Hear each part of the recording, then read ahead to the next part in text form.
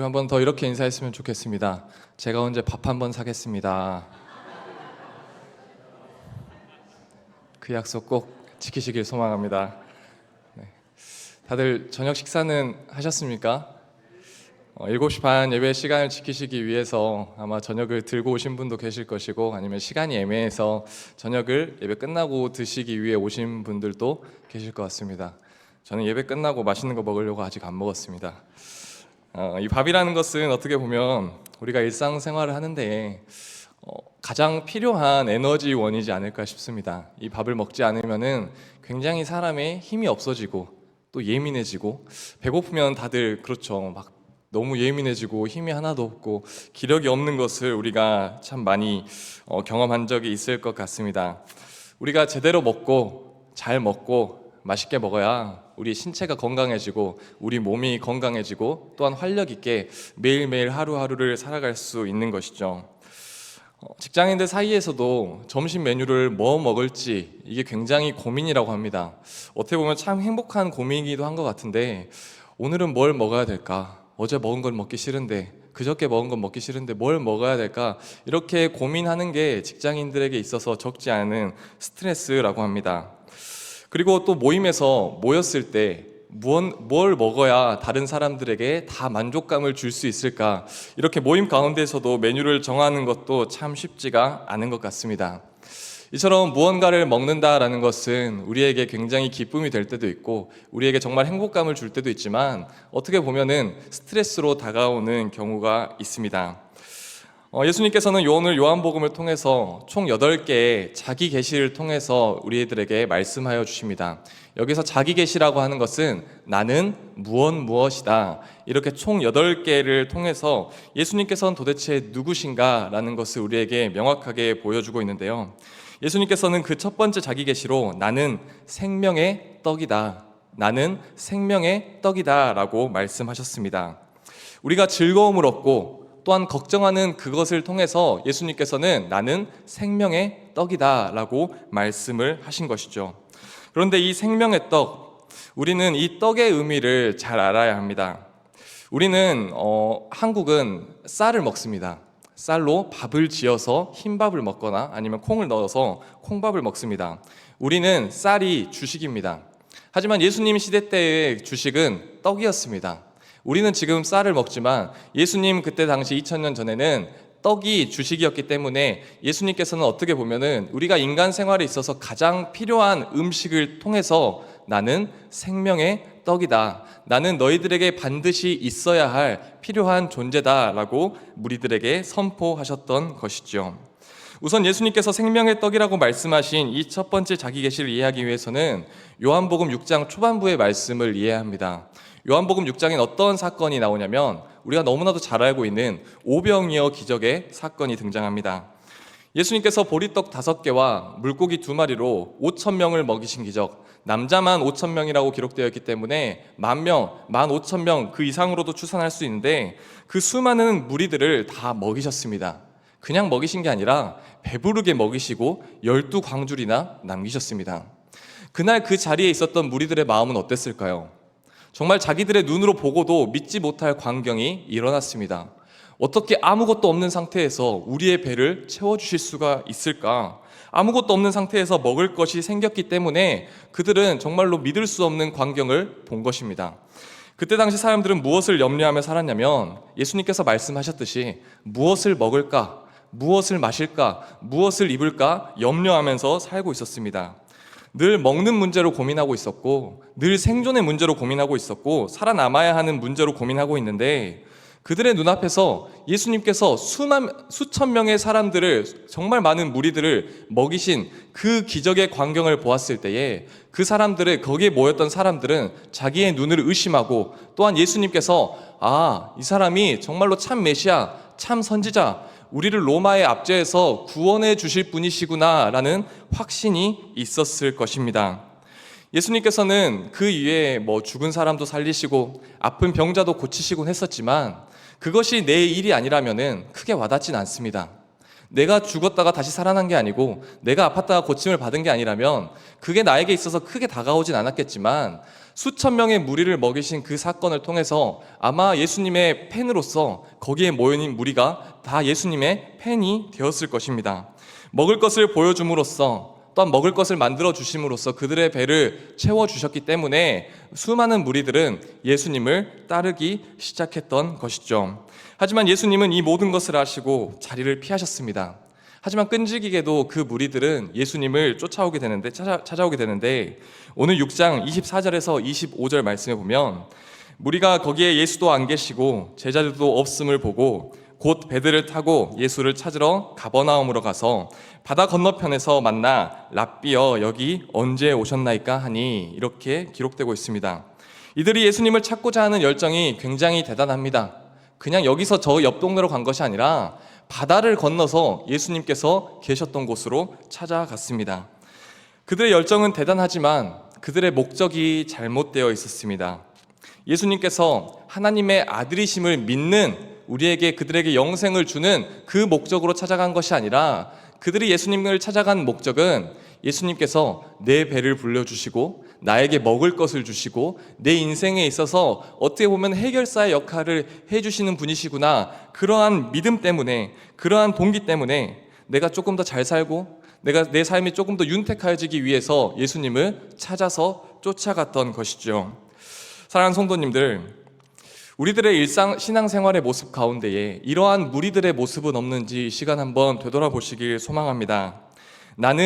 우리는 예수님을 쫓아갈 때에, 예수님을 따를 때에 이 무리와 같이 팬으로서의 예수님을 쫓아가고 있는 것인지, 아니면 예수님을 사랑하고 예수님께서 가셨던 그 길을 따라가기 위한 제자로서의 삶을 살아가고 있는지 우리는 이 시간 한번 되돌아보길 소망합니다.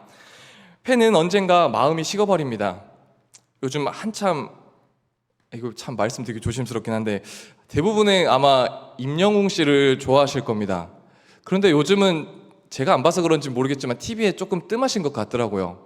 그래서 예전만큼의 그 임영웅 씨에 대한 인기는 그렇게 크진 않은 것 같습니다. 혹시 아닐 수도 있습니다. 제가 TV를 안 봐서. 그런데 아마 예전 그 가수 가요 프로그램에, 트로트 프로그램에 나오고 활동을 왕성하게 했을 때는 굉장히 임영웅 씨에 대한 인기가 하늘을 찔렀습니다. 건강검진을 받지 않던 할머니도 임영웅 씨가 건강검진 받으세요 이 말 한마디 때문에 건강검진을 굉장히 많이 받았다는 그런 소문이 있을 정도로 굉장히 영향력을 미치는 사람 중에 한 명이었습니다.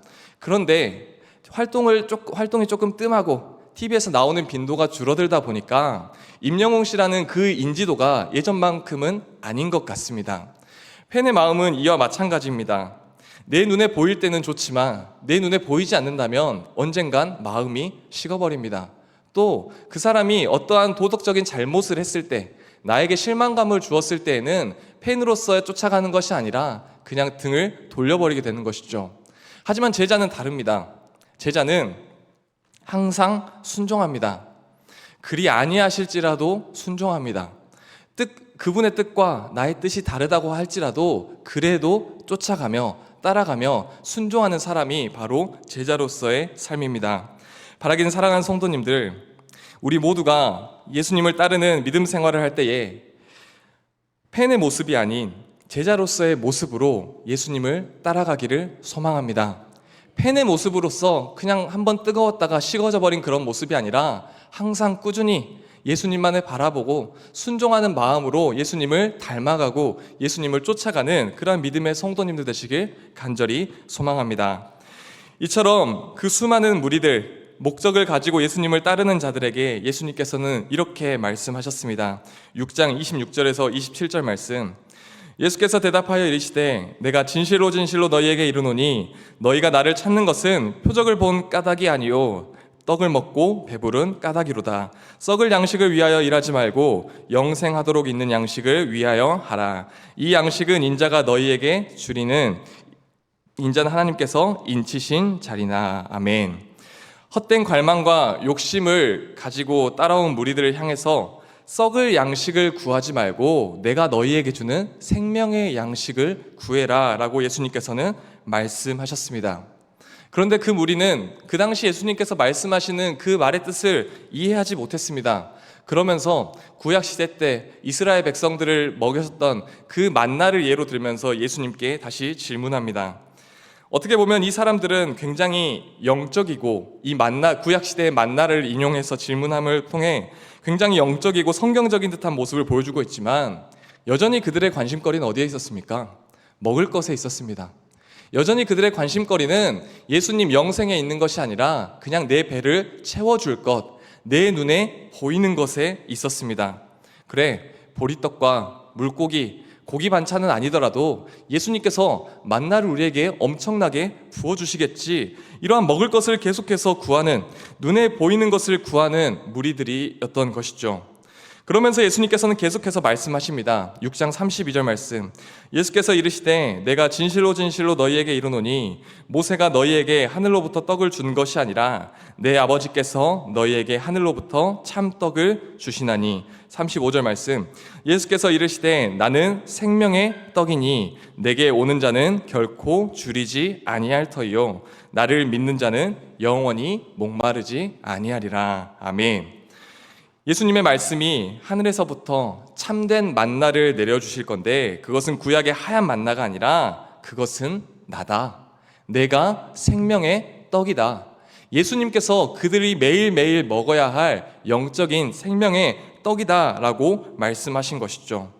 내가 너희들이 먹어야 할 생명의 밥이고 생명의 만나고 생명의 음식이다 라고 그 모인 무리들을 향해서 선포하고 계시는 것입니다. 너희들이 나를 먹고 마셔야 너희가 영원히 배고프지 않고 영원히 목마르지 아니할 것이다. 영생의 비결을 소개해주고 있는 것이었죠. 그런데 문제는 무엇이었습니까? 36절 말씀에 그러나 내가 너희에게 이르기를 너희는 나를 보고도 믿지 아니하는도다 하였느니라. 그들이 생명의 떡이신 예수님을 형체로 보고도 믿지 아니하였다라고 예수님께서 말씀하셨습니다. 예수님께서 나의 떡이 되시고 나의 만나가 되시고 나의 생명이 되시고 양식이 되어주신다는 사실을 믿음의 문제와 결부시켜서 그 모인 무리들에게 말씀하고 계십니다. 그런데 눈앞에서 생명의 만나를 보여주시고 계시는데 믿으려 하지 않는다라고 믿음의 문제를 지적하면서 그 모인 무리들에게 선포하고 계시는 것이죠. 어떻게 보면은 믿어지지 않는 게 당연한 것 같습니다. 당연한 일일지도 모릅니다. 오병이의 기적을 보고 먹을 것을 보고 따라왔는데 갑자기 예수님께서 나를 먹어야 된다, 내가 생명의 떡이다, 이러한 말씀을 하시는데 보통적인 이성과 정상적인 사고를 가진 사람이라면 이 말이 이해가 되지 않는 게 당연할 것입니다. 그런데 그런 무리들을 향해서 예수님께서는 다시 애타는 마음으로 이렇게 말씀하십니다. 조금 깁니다. 47절에서 51절까지의 말씀. 진실로 진실로 너희에게 이르노니 믿는 자는 영생을 가졌나니 내가 곧 생명의 떡이니라.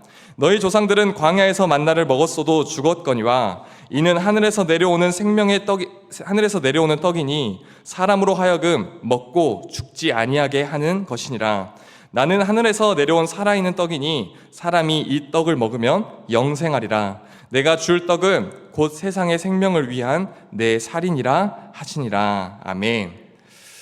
사랑하는 성도님들, 예수님께서 생명의 떡이시고 생명의 밥이 되시고 생명의 만나가 되시는데 믿으면 영생이 있고 믿지 않으면 영생이 없어. 너 어떡할래? 이렇게 우리에게 질문하신다면 우리는 어떻게 대답하시겠습니까? 우리가 예수님께서 말씀하신 이 진리를 귀하게 여기지 않는다면, 이 진리를 그냥 가볍게 여긴다면, 이해하지 않고 내 삶에 적용하지 않는다면 그것은 무수히 많은 것 중에 하나를 놓치게 되어버리는 것이죠.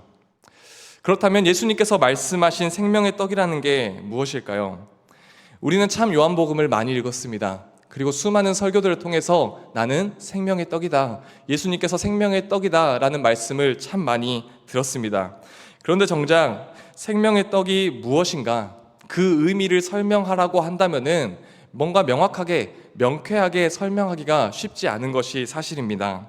저도 이 말씀을 묵상하면서 도대체 예수님께서 말씀하신 생명의 떡은 무슨 의미를 가지고 있을까를 묵상했을 때에 저는 구약의 만나를 통해서 예수님께서 말씀하신 생명의 떡이 무엇인지의 의미를 조금이나마 이해할 수 있었습니다. 구약시대 때 만나의 특징은 무엇이 있었습니까? 정말로 수많은 특징이 있었습니다. 하지만 그 중에 가장 대표적인 특징은 만나는 매일매일 내렸습니다. 하나님께서 만나를 매일매일 이스라엘 백성들에게 허락하여 주셨습니다. 출애굽기 16장 4절 말씀에 그때 여호와께서 모세에게 이르시되 보라 내가 너희를 위하여 하늘에서 양식을 비같이 내리리니 백성이 나가서 일용할 것을 날마다 거둘 것이라 이같이 하여 그들이 내 율법을 준행하나 아니하나 내가 시험하리라. 아멘. 하나님께서는 이스라엘 백성들을 위해서 매일매일 만나를 내려주셨습니다. 그리고 날마다 그 내리는 만나를 통해서 각 사람들이 자기 분량만큼 하루치 분량만큼 가져가게 하셨습니다. 그런데 욕심이 많고 의심이 많은 사람은 어떻게 했습니까? 자기들이 먹을 하루 분량 그 이상의 것을 가져갔습니다. 그래서 결국 먹지 못하고 남겨둔 것은 그 다음날 냄새가 나고 벌레가 썩고 벌레가 생겼던 것이죠.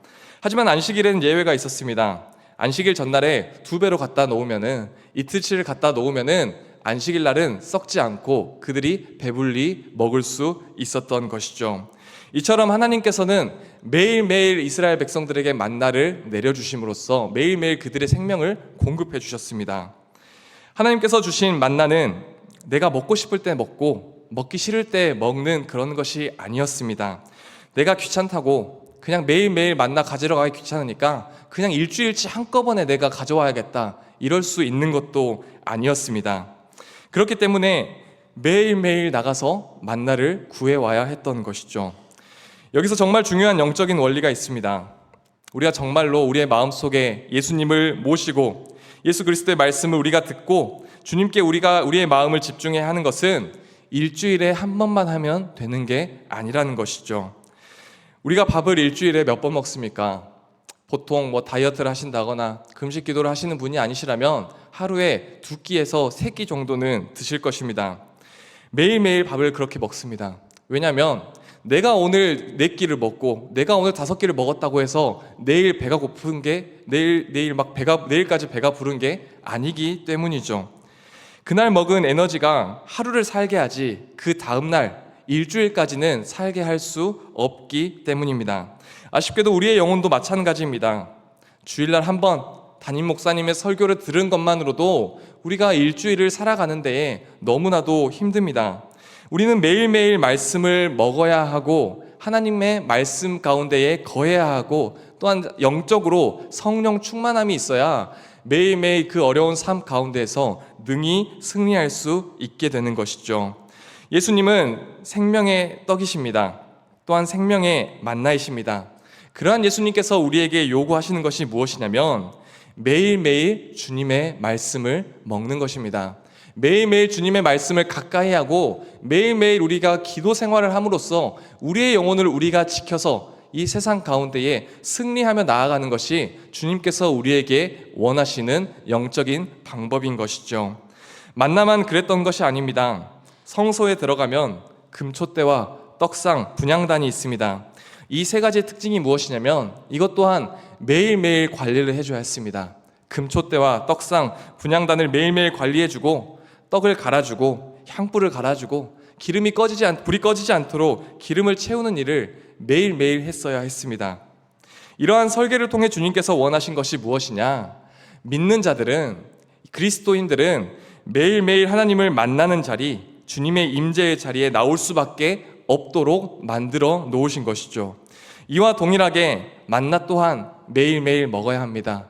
그리고 예수님께서 말씀하신 생명의 떡 또한 우리가 매일매일 먹어야 합니다.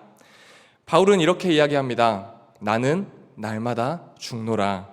그 옛날 다메섹 도상에서 예수님을 만난 그 감동과 그 기적으로 그의 일생 평생을 살아간 것이 아니라 그는 그때 예수님을 만났지만 그 이후로도 날마다 예수님을 만난 삶을 살았고 날마다 자기 자신을 쳐서 복종시키면서 매일매일 죽음으로써 매일매일 영적으로 다시 살아남으로써 하나님 앞에서 주님 앞에서 다시금 새 사람으로서의 삶을 살았던 것이죠. 사랑하는 성도님들, 우리가 주일날 모여서 함께 예배합니다. 또한 이렇게 수요일날 모여서 함께 예배합니다. 그런데 이 예배 시간 1시간만으로는 우리의 영적인 갈급함을 채우기에는 턱없이도 부족합니다. 그리고 이 약한 세상을 살아가는 데에 능히 이길 수 있는 힘을 공급받기에는 너무나도 부족한 시간입니다. 그렇기 때문에 우리는 매일매일의 만나가 필요합니다. 매일매일 우리의 삶 가운데서 예수님이 필요합니다. 매일매일 생명의 떡이 필요합니다. 주님의 뜻대로 살아야지, 예수님의 말씀대로 살아야지 이러한 자리가 만들어지지 않으면 우리는 금방금방 넘어지고 영원히 배고프고 목마를 수밖에 없는 연약한 인간이라는 것이죠. 우리는 정해진 공예배 생활에 이어서 우리의 삶 가운데에 하나님의 말씀을 가까이 하고 하나님의 말씀을 묵상하는 그런 구별된 시간이 필요합니다.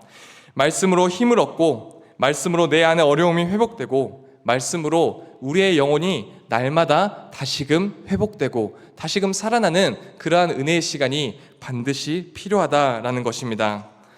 그런데 우리는 그런 것들 너무나도 잘 알고 있습니다. 매일매일 내가 말씀을 가까이 하고 매일매일 기도 열심히 함으로써 내가 정말로 성령 충만한 삶을 살아야지, 성령 충만한 시간을 보내야지 이러한 결단을 하지만 그것이 끝까지 가기란 참 쉽지 않은 것 같습니다.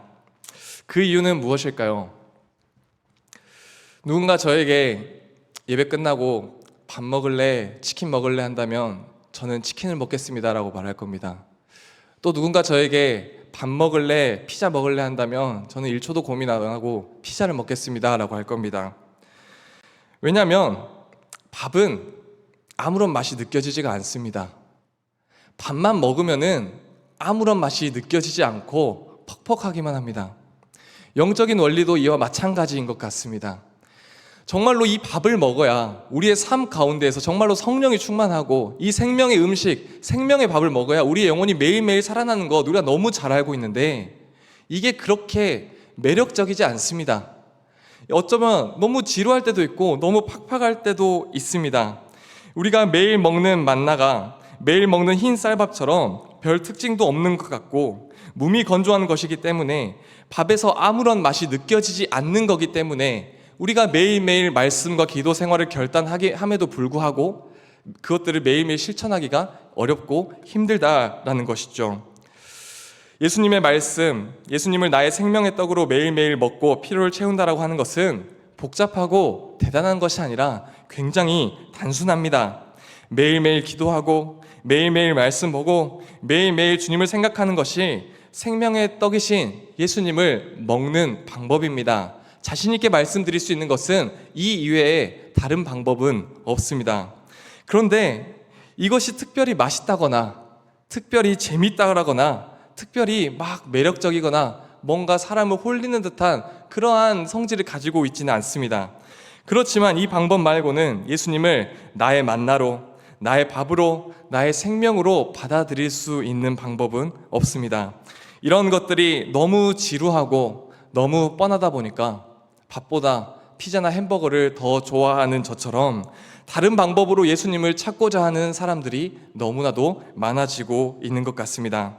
하지만 제가 자신 있게 선포할 수 있는 것은요, 이러한 모든 것들이 지루하고 말씀 생활과 기도 생활과 내 영적인 성령의 충만함 생활이 너무나도 지루하고 그냥 고단하고 재미없다고 할지라도 하나님의 말씀과 기도가 우리가 건강한 신앙생활을 할 수 있는 비결이라는 것입니다.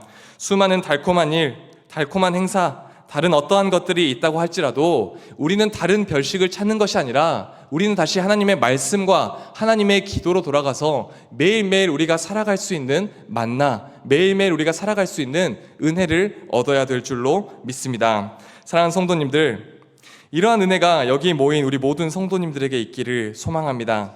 생명의 떡이신, 생명의 말씀이신, 생명의 양식이신 우리 구주 예수님을 매일매일 우리의 삶 속에서 먹고 누리고 우리의 삶이 온전히 예수님께서만 영향력을 발휘하시길 소망합니다.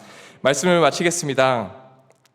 예수님께서는 그분이 인간의 몸을 입고 오신 하나님이시다라는 사실을 우리들에게 알려주시기 위해서 가장 먼저 예수님 자기 자신을 생명의 떡이다라고 말씀하셨습니다. 우리가 육신의 건강을 위해 매일매일 밥을 먹는 것처럼 영혼의 건강을 위해선, 성령의 충만함을 얻기 위해서는 날마다 생명의 떡을 먹어야 합니다. 하나님의 말씀을 먹고 매일매일의 구별된 기도 생활이 있어야 합니다. 주님과 영적인 교제가 끊어지지 않아야 합니다. 바라기는 사랑하는 성도님들, 이러한 예배 생활과 말씀 생활과 기도 생활의 은혜가 우리 모든 성도님들의 일상 가운데에, 삶 가운데에 풍성히 거하시길 간절히 소망합니다. 하나님께서 매일매일 주신 은혜로 이 세상 가운데에 승리하며 나아가는 구별된 성도로 하나님께 칭찬받으며 나아가는 우리 모든 믿음의 성도님들 되시길 간절히 축원합니다. 기도하겠습니다. 하나님 아버지, 감사합니다. 우리의 삶 가운데에서 날마다 하나님을 사랑하고 또한 하나님의 말씀을 먹으며 예수님께서 말씀하신 생명의 떡을 누리며 살아가는 우리 모든 믿음의 성도님들 될 수 있도록 주님 축복하여 주시옵소서. 다른 어떤 것들을 구하는 것이 아닌 오직 하늘의 것, 하나님의 것만을 추구하며 믿음 생활 가운데에 우리에게 기쁨이 넘치는 우리 모두가 되길 소망합니다. 감사드리며 이 모든 말씀 우리 구주 예수님의 이름으로 기도합니다. 아멘.